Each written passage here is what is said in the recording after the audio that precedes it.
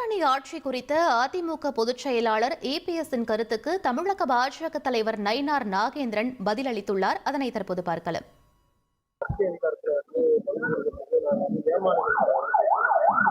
அவர் சொன்னது அந்த நோக்கம் அல்ல.